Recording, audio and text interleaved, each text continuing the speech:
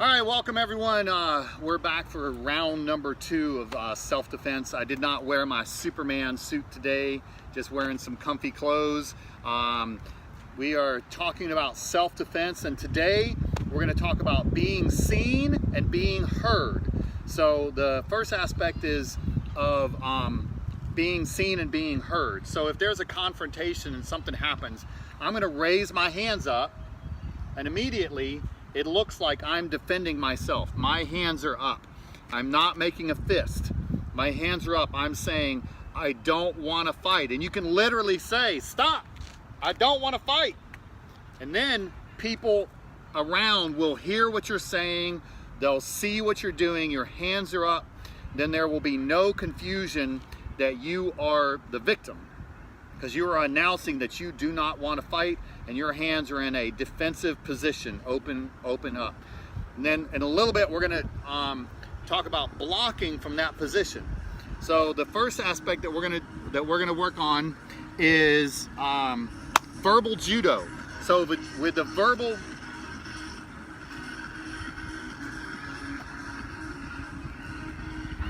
dance break. So with verbal judo is you're going to control the situation with your words. So if you have to say something, you have to speak up and make it clear what is going on and tell them that you are not okay with what's going on. So you will be loud and clear to express your what needs to be done. Okay. So that's your idea of verbal judo, is defending yourself before the event happens. So one of the ways of being seen is in a self-defense situation is before something happens. So in a restaurant, you want to see what's happening before you want to deal with it before it happens. So if you see an altercation, then you go out the back door. You go out the side door. If you see something going on, you go the other direction. One of the ways to do that, I call it samurai seating. When you sit in a restaurant, you sit so that there's a wall to your back, so that you can see as much of the crowd as possible, so that you are aware of the situation. So that's the important part. Being aware of the situation. So the next aspect that we're going to talk about is, do they see you as a victim? Do you appear to look like a victim? Are you hunched over and are you looking at your cell phone? Are you distracted? No, you have to stand up tall. You have to make them aware. You have to walk confidently. There was a study done with inmates, and every inmate chose the same victim according to a 30-second video. Every person that they all chose the same people. Each victim was the same because of their lack of coordination, their distraction. They were distracted in what they were doing, and they looked like an easy target. So don't look like an easy target. And then again, your hands are up. I don't want to fight. Yell stop really loud and clear. Okay, so that makes sure that you are not a victim. And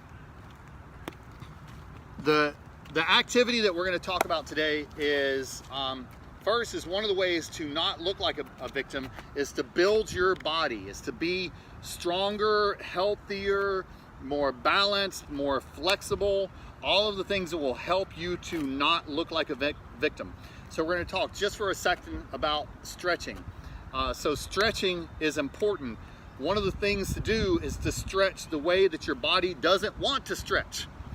One of the classic examples that I like to talk about is people like to put their foot up and then stretch like this. Well, that's a good stretch, except this is not the way that you walk. That's not the way that you run. Your body doesn't run at this weird angle. You actually run straight ahead. So you bring your hips forward when you're stretching, so that you're stretching your muscles straight in line. Most people already know how to do leg stretches and things, but that emphasis on stretching so that you have the most flexibility. So stretch the way that your body doesn't want to stretch. One way that people tend to skip stretching is backwards. So they tend to stretch forward for their toes, but they don't stretch backwards.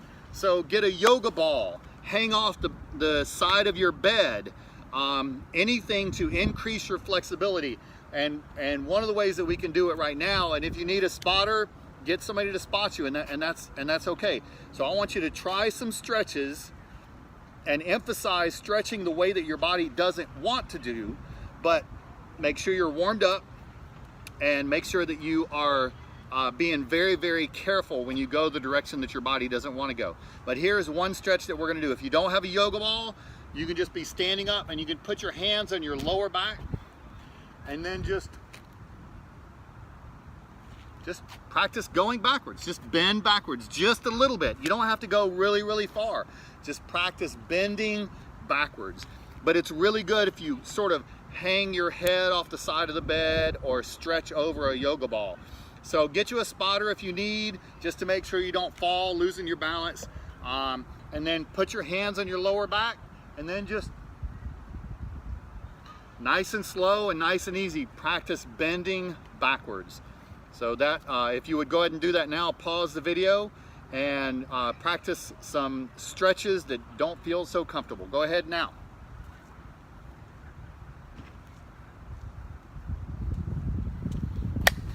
All right, welcome back. For this second part, we're going to talk about redirecting the fight before the fight happens. So we're going to practice blocking. So once somebody has reached for you, the fight really has started, but before they're able to grab you, before they're able to strike you, we want to be able to block. So Shamari, my partner, is going to reach for me. Just stick one arm out. It doesn't matter. So either hand, it doesn't matter. If I can go to the outside of his body, then it's harder for him to reach across with the other hand. Reach across? It's harder for him to reach across to hit me with his opposite hand. I can block the inside of his arm, but that makes it easier for him to hit me. So I want to prefer to be on the outside of his arm if I can. If I can, I want to block his elbow. Then I can actually control him and turn him. Okay, so an easy way to practice this is have your partner reach for you, or just a fist, nice and easy, and they're going to reach for your chest. They're just going to alternate back and forth. So we're going to go, I don't want to fight, stop. You know, I like to yell stop first. Stop, I don't want to fight. And then he slowly punches, I block the outside, and he just goes like that. And he's gonna nice and easy, nice and slow increase his speed. We're not in a boxing match. Your goal is not to hit your partner, because I can just hit him and he doesn't see that coming and doesn't expect it. What you want to do is develop your timing. So I want to help my partner improve his timing. The way I do that is by starting out slow and then slowly, and we've been doing this for years, so I'm just gonna slowly increase and build my speed. So as little effort as you have to, try to block just a little bit. He was kind of taking it and scooping it down. That's our next block that we'll do. So this one, all you're doing is just blocking just a little bit. So go ahead and start out slow. I'm just blocking and trying to block just a little bit. I'm not exerting any energy to turn him. I'm only parrying his punch. That sets me up to be able to grab him and do something, but we're not going to get to that yet. So number one is he's reaching to grab me or punch me, and I want to keep him from doing that. Then I can either run or I can attack because I'm close enough to attack. So this is how we're going to block, and we're going to take a break now and stop and practice this technique. Okay, so stop, I don't want to fight. Slow blocking with your partner. Once you kind of got it a little bit, then switch, and the other person will punch and the other person will block. Okay, so go ahead and stop the video now.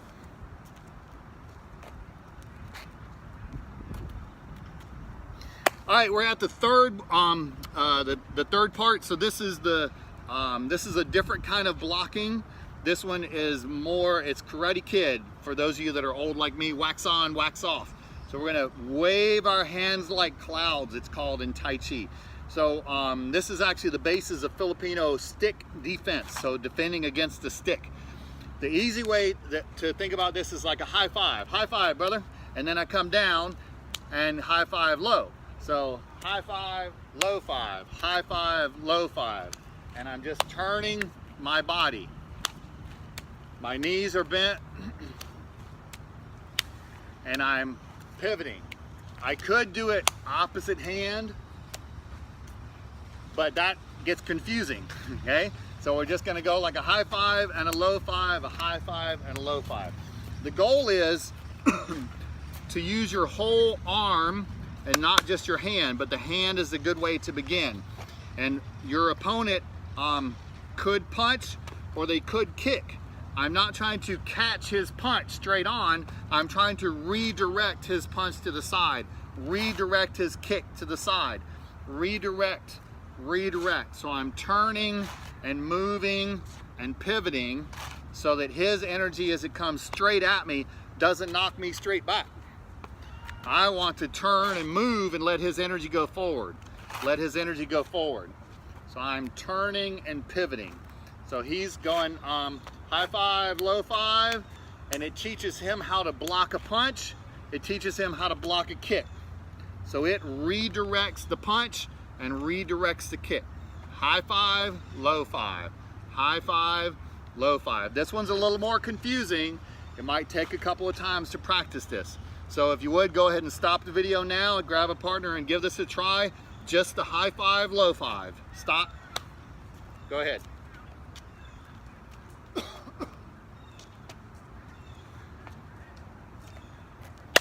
All right, welcome back. I just wanted to remind you of some pressure points. These are things that take practice. The key about the pressure points is they're not as effective on every single person. They're more effective on some people than they are on others. But if you practice it, it will be automatic and then you won't have to think about it. And then the ones that it works on, it'll work because you're already doing it. It doesn't take any extra effort because you build into doing these pressure points. So everybody make a fist. These are the 2 fist points. Make 2 fingers like that. Those are the 2 fist points. Raise your wrist. The ones on the outside are the 2 wrist points. Okay? Make a fist. These are the 2 fist points. When I strike either one of these points, when I karate chop either one of these points, when I knuckle it, when I punch it, when I elbow it, those points affect his fist, his ability to grip. So if he grips me and I strike those points, then it makes his hand want to loosen up. If I attack the wrist points, the ones that are up here, it makes his wrist easier to bend. So if he makes a fist, then I can grab these pressure points on here and make his wrist to bend. So it's easier to bend his wrist. So I'm not going to try to teach you those techniques. I just kind of want to tell you where those are so we can work on those. Fist points, wrist points. Make a fist. Those are the fist points on top. It's your radial bone, your radial nerve. Raise your wrist, your ulnar nerve, your ulnar bone. So that's where those points are. And then a couple of other points that are important and useful is right underneath the notch. And don't worry, we'll go over these again, but just so you see where they are, there's a little notch underneath your jaw. And then right behind your ear, either up or forward or down. You can kind of go back also, but anything like underneath the ear. So under the jaw and under the ear, and then right where you give somebody a massage. Like right when you would grab to give somebody a massage, right underneath their skull, just like if you kind of got a headache, that spot that you rub. So those are a few really good pressure points. Just want to talk about those so that we can kind of build into those and get to those. Pressure points are important. So let's pause the video here and you just kind of discuss those. And again, I'll go into more detail on those. So pause the video now and just discuss the pressure points.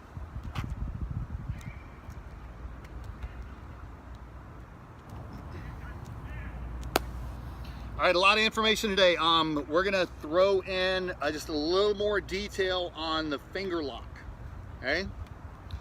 The small circle jiu-jitsu principle of finger lock is very important because these principles apply to every part of your body, not just the finger. The finger is very effective, but you can do this same principle to the wrist, to the elbow, to the shoulder, to the neck, to the leg, the knee, the ankle. All of these concepts apply, and they're all the same. So here's my finger. I'm gonna get to the lowest point on the finger and the highest point on the finger. Here's the fulcrum, and up here is the lever. And then I can bend straight forward, but straight forward isn't the key. Really, the key is my wrist pulling in. So it's two-way action. I'm rotating forward and rotating under. And then here's the little secret. You give just a little bit of a twist, and then that helps you reach the specific pressure points. You don't have to know where all these pressure points are, but if you give just a little bit of scoop and a little bit of twist, then that will make your finger lock more effective. I'm gonna borrow Shamari's finger. So if you give me your finger right here, please, sir. Okay. So I'm gonna grab his finger and make a fist. This is the best way to do this technique. But to understand it, I like to explain it this way. I like to make a pistol when I'm explaining it. But in a fight, keep your hand closed. Make a pistol, and then I'm gonna pull this part in and tight, and I'm gonna point my gun into my holster, and you see him coming down, okay? And then if I'm not so nice, I give just a little bit of a twist, and then that causes pain, okay? So I get to the base of his two fingers, I keep it tight, and I pull in, and I push forward, and I give a little bit of a twist. And make a fist, please, sir, like this. I reach to the bottom of his wrist, I pull in, I push forward, and I give just a little bit of a twist. I'm gonna take his elbow, here's the fulcrum, here's the lever. I'm gonna pull in, push forward, and just a little bit of a twist, and you didn't hear him groan. It's like, oh man. It's the same thing for the shoulder, same thing for every joint in the body. Fulcrum, lever, and then the next principle is base, which we didn't get into. But I just want to remind you, we are to be good stewards of everything that God has given us. God has given us our bodies, and we are to treat it like a temple. And yes, sometimes it's important to sacrifice and turn the other cheek and not have something to prove. But we are not to cast our pearls to the swine. So God wants us to take care of ourselves. He wants us to take care of our families. Self-defense is important. So just a reminder for that. So we're gonna let you go ahead, and I'm gonna end the video, but I want you to go ahead and practice the finger lock a little bit more. So that's just a little more explanation on finger lock. Small circle jiu-jitsu is the principle. Fulcrum, lever, and then the next principle would be base, which we didn't talk about. If I reach to the bottom of the joint with your hand closed and as much to the top of the joint as you can, scoop it in. I like to think about putting it in my holster. I like to bring it into here. So if the bad guy points his finger at me, I'm gonna do two fingers because it hurts a little less. Point two fingers, please, sir. I'm gonna grab it in here, and then when I'm teaching it, remember I teach it like this, but this is the way you need to practice it with your hand closed. If I put my finger out, he's gonna grab my finger, and then I'm in trouble, okay? So then I'm gonna keep my hand closed, fulcrum, lever, I'm pulling in, pushing forward, and then it's like I'm putting my gun into my holster right into here, okay? And he drops. And as he drops, then I do whatever I need to do, or run away, or whatever I need to do to defend myself and make sure that I'm safe and my family is safe. So we're gonna end the video, but I want you to go ahead and practice finger lock. So thank you very much and have a blessed day.